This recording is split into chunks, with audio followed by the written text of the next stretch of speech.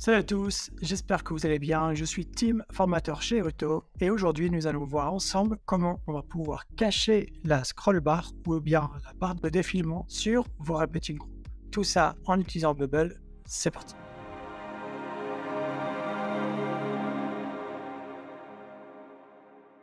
J'ai créé cette interface. Ici, vous voyez donc une liste de pays. Et malheureusement, j'ai ici une barre de défilement qui s'est mise sur la droite qui est assez moche. Et j'aimerais bien pouvoir la supprimer. On a des barres de défilement qui sont verticales, comme celle-ci. Mais on en a aussi qui sont horizontales.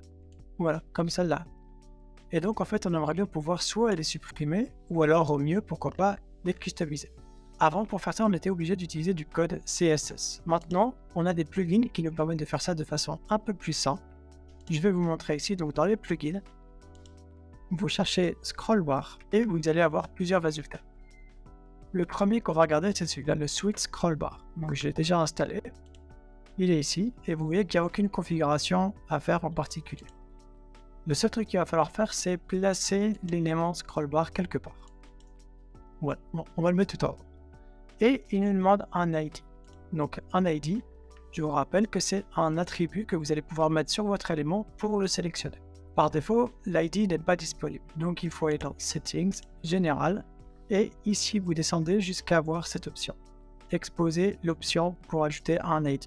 Vous cochez la case, et là maintenant vous avez la possibilité de rajouter tout en bas dans votre élément un ID. Donc je vais mettre RG. Donc on répète une groupe. Dans ma scroll bar, je vais sélectionner le RG. Et là maintenant, vous voyez, je peux sélectionner des couleurs qui me correspondent un petit peu plus. Et voilà, on peut modifier les éléments comme on a envie. Comme ça par exemple. Donc on va voir si ça a fonctionné. Voilà, ça a fonctionné. Donc là, ma scroll bar a changé de couleur. Elle est toute petite, puisque j'ai mis des pixels. Mais je pourrais la rendre un peu plus grande, 5 pixels. Et on voit que là maintenant, ça a l'air de fonctionner plutôt bien. Voilà, 5 pixels. Donc quand je survole ma scroll bar, elle change de couleur. Et là, je peux la descendre. Voilà. Donc ça, c'est une première option pour customiser les scroll bars en fonction de votre design. Super. On va descendre ici. Et là, par contre, ça n'a pas été appliqué puisque j'ai mis simplement un élément et un ID. Donc, je serai obligé de mettre un deuxième élément scroll bar ici avec l'ID de ce repeating group pour le customiser. Voilà. Donc là, ici, c'est très simple. Je vais enlever ça. Maintenant, on va sélectionner un autre plugin.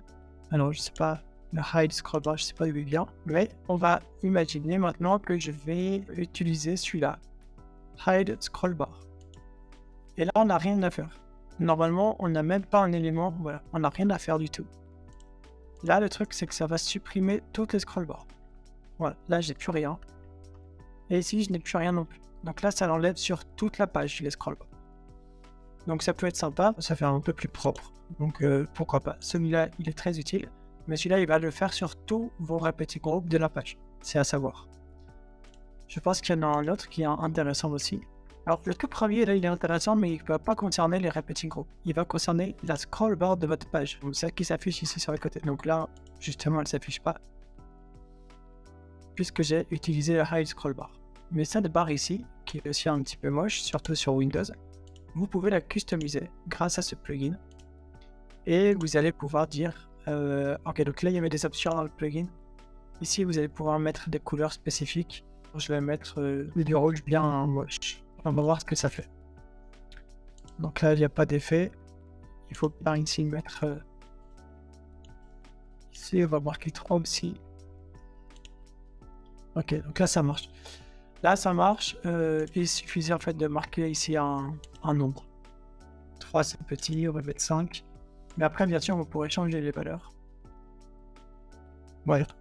Et donc là, ici, j'ai une scroll bar sur toute ma page qui est de la même couleur. Donc ça, c'est pas mal, hein. Track color. Alors, je sais plus, il y a une différence entre le track color et le hover aussi. On va expérimenter un peu. Voilà, on voit que le track color derrière, vous voyez ici, là derrière, comment c'est plutôt pas mal. Donc ça fait cet effet qui est pas mal et vous pouvez customiser votre design. On peut aussi faire celui-là, le hide and custom scroll bar. Voilà, donc là il y a un élément à placer quelque part. On met un ID, RG, Et ici, vous voyez, on peut aussi changer. C'est pratiquement comme le premier. Le Swiss Scroll Bar, en général, il est le plus utilisé.